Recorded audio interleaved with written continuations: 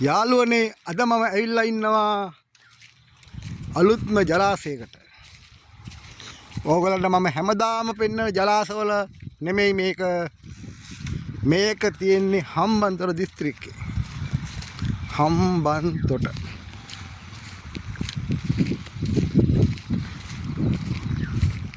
අර ඈතින් කඳු ගැටයක් පේනවා.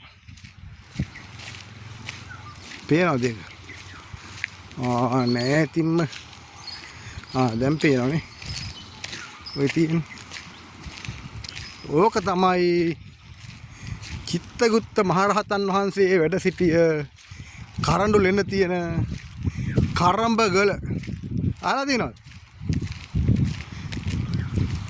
ඔය කරඹගල වැඩ සිටිය චිත්තගුත්ත මහරහතන් වහන්සේ ගැන මම පොතක් ලිව්වා.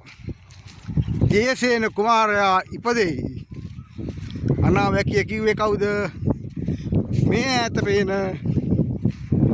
කරඹගල හිටපු චිත්තගුත්ත මහරහතන් වහන්සේ.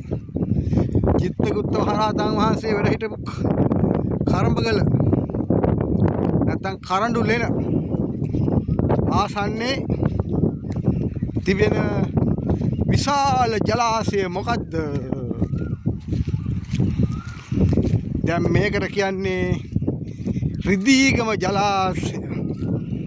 මුල් කාලේ කුඩා වැවක් හැටියට තිබුණ මේ ජලාශය විශාල කරලා ජලයෙන් පුරවලා මේ තත්තර ගේන්න ඇත්තේ කවුද?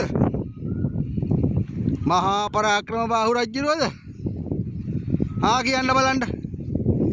මේ වගේ මහා ලොකු ජලාශයක් හම්බන්තොට දිස්ත්‍රික්කේ නිර්මාණය කරන්න අපගේ ප්‍රතිසංස්කරණය කියලා නෙමෙයි මේක. තිබ්බ වැවක් ලොකුකට කරලා නිර්මාණය කරන්න ඇත්තේ කවුද? කවුද ඔබ හිතන්නේ? අන්න යා තමයි මේ හම්බන්තොට මිනිසුන්ට මේ හදලා දුන්නේ. අර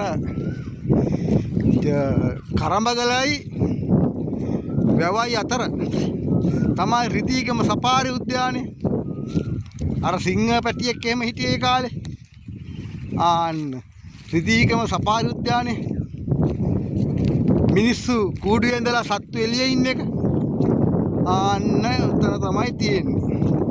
වැවයි අර කන්දයි අතර.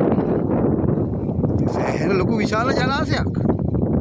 කවුරුවත් එච්චර සාකච්ඡා කරලා නැහැ මන් දන්න විදිහට. මේවා මාධ්‍යවල යන්නේ. මේවා මේ ගැන විස්තර යන්නේ. දැනුත් කවුරුවත් මේවා කතා කරන්නේ නැහැ. ඒක තමයි රටේ තියෙන අභාග්‍ය. මේවා නිර්මාණය කළේ කවුද?